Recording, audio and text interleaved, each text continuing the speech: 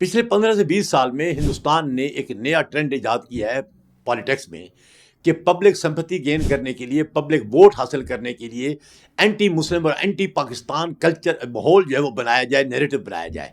और इस नैरेटिव को सपोर्ट करने के लिए व्हाट दे डू, वो हमेशा स्पेशली बीजेपी गवर्नमेंट, बीजेपी के लीडर और बिलखसूस मोदी, नरेंद्र मोदी, ये हमेशा से यही करते आ रहे हैं कि anti Muslim, anti Pakistan, false flag activity करके, फॉल्स फ्लैग ऑपरेशन करके वो लोकल हिंदू के अंदर हिंदू नेशनलिज्म उभारें और एंटी मुस्लिम और एंटी पाकिस्तान सेंटीमेंट उभारें, ताकि वो लोग मोदी को अपना निगहबान समझे और मोदी को ऐसा बंदा समझे जो पाकिस्तान के टाइम पाकिस्तान के मुखालिफ स्ट्रॉन्ग लीडर के तौर पर स्टे कर सकता है।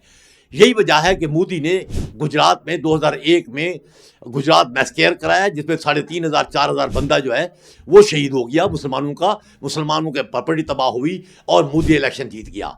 फिर 2007 में इन्होंने दोबारा इलेक्शन, ये जो हमारी समझौता एक्सप्रेस थी उसको जलवाया, जिसमें 48 मुसलमान पाकिस्तानी जल गए। ओवरऑल 68 बंदे जले थे, मरे थे, 48 शहीद हुए थे पाकिस्तानी, जिनकी अभी तक इंसाफ नहीं मिला।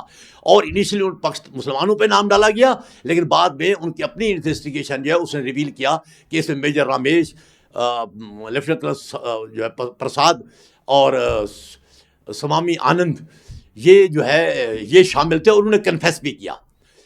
और ये सारे बीजेपी की आरएसएस की आइडियोलॉजी के प्रीचर थे और उस वजह आरएसएस की आइडियोलॉजी को प्रमोट कर रहे थे, मुसलमानों को नुकसान दे रहे थे, जला रहे थे समझौता एक्सप्रेस को।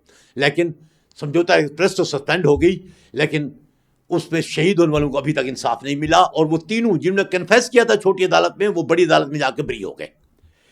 लेकिन फिर भी बीजेपी मरकज में नहीं जीत सकी, गुजरात में सीटें बना ली, कुछ और स्टेट में सीटें बना ली। 2014 के इलेक्शन में आरएसएस खुल के आई।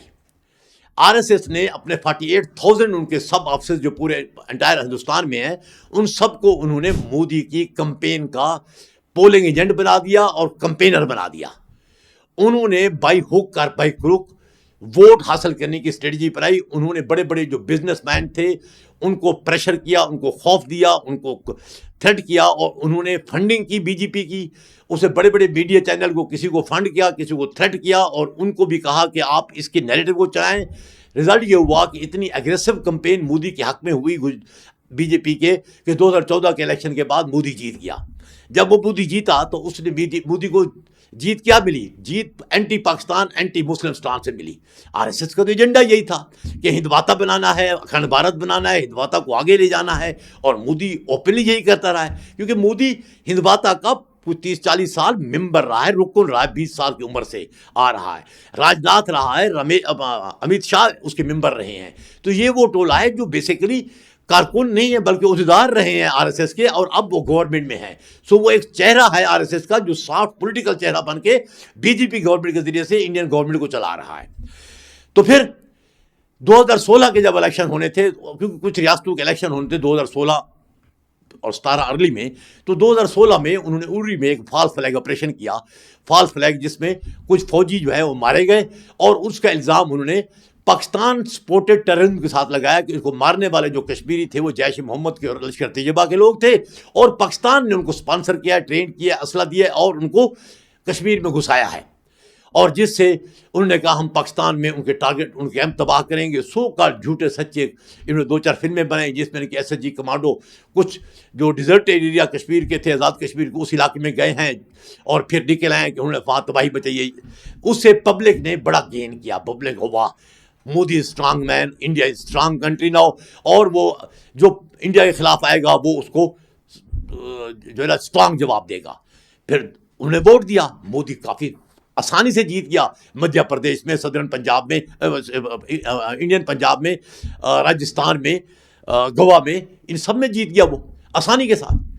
फिर 2019 के जब इलेक्शन हुए तो उसमें मोदी इलेक्शन में प्राइम मिनिस्टर तो बन गया, लेकिन वर्चुअली वो उतनी कुव्वत के साथ नहीं आया कि वो कंफर्टेबल मेजॉरिटी होती।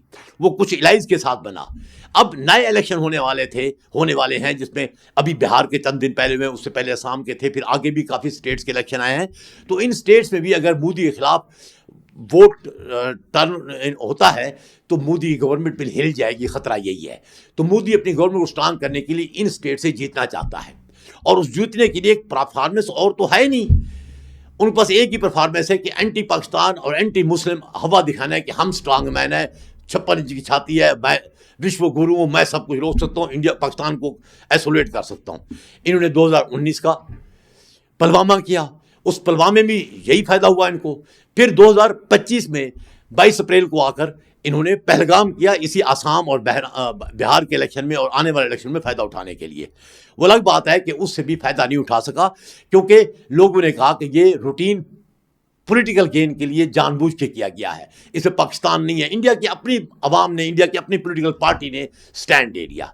मोदी के पास गुजारा नहीं रहा, मोदी के पास एक ऑप्शन रह गया, किसी तरीके से अपने आप को स्ट्रांग दिखाने के लिए पाकिस्तान पे हमला करे, सर्जिकल स्ट्राइक करे और दिखाए कि मैंने पाकिस्तान को सजा दे दी है, ताकि अवाम ये कहेंगे Modi is a strong man. और उसने 7 मई को पाकिस्तान के इलाकों में, सिविल इलाकों में अपने जहाज़ों के ज़रिए से मिसाइल फेंके, कुछ घर को, मस्जिदें को, मदरसे तबाह किए, पाकिस्तान ने उन जहाज़ों को गिरा दिया। मोदी जो चाहता था वो गेन करने के उल्टा उसको लूज कर बैठा। उस आर्मी का इमेज भी, उसका स्टैंडर्ड भी, स्टेटस भी, इंडिया का एज ए पावर सारा गिर गया नीचे। रिजल्ट ये हुआ कि मोदी दुनिया में ना सिर्फ एक अग्रेसर के तौर पर आया, बल्कि एक वीक कंट्री के तौर पर मर्ज हुआ, और पाकिस्तान एक स्ट्रेंथ एंड विनर कंट्री के तौर पर आया, जो पीस लवर है, जिसने दुनिया के कहने पे सीज फायर भी कर दिया, बजाय बिसाइड इसके वो जीत रहा था। इसका फायदा ये हुआ कि पाकिस्तान को पॉलिटिकल डिप्लोमेटिक गेन बेतहाशा हुई हैं और होती जा रही हैं। पाकिस्तान के डिफरेंट अलायंसेज हो रहे हैं, जबकि इंडिया आइसोलेट होता जा रहा है।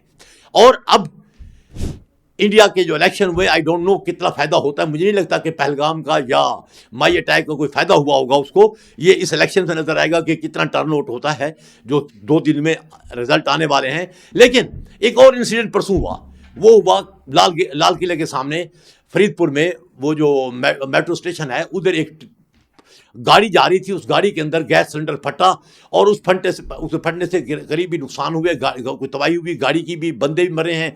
और उसमें जो ड्राइवर था जो मर गया, उसका नाम था डॉक्टर उमर, जो पहलगाम का था। इंडिया को मौका मिल गया कि उसको वो पहलगाम इंसिडेंट से शामिल करे और ये कहे कि ये मुसलमान ये तबाही करने आता, ये गैस का सिलेंडर नहीं बल्कि ये धमाका खेज मवाद था और इसके पीछे ही पाकिस्तान है। हालांकि पहले सारे ये कह रहे थे ये गैस सिलेंडर है, लेकिन इसके बाद अब वो नैरेटिव बिल्ड करने की कोशिश कर रहे हैं कि ये कश्मीरी स्ट्रगल फ्रीडम फाइटर हैं, जिन्होंने पहले पहलगाम में किया, ये वही है, वही कड़ी है, और पाकिस्तान स्पॉन्सर कर रहा है। अब देखिए आगे क्या बनता है, क्योंकि वो इस अपॉर्चुनिटी को फॉल्स फ्लैग ऑपरेशन बनाकर उससे फायदा उठाना चाहते हैं और आगे यूज करना चाहते हैं इलेक्शन में। और मेरे ख्याल में बहुत हो गई है, और अब इंडियन पब्लिक भी समझदार हो गई है कि वो बेवकूफ़ बन चुके हैं, और बहुत बेवकूफ़ बना लिया गया उनको। शायद वो इस बिहार के इलेक्शन में भी मोदी के साथ खड़े ना हों, और आने वाले इलेक्शन में भी मोदी की इस चालाकियों को वो एक्सपोज कर देंगे, उसको वोट न देकर।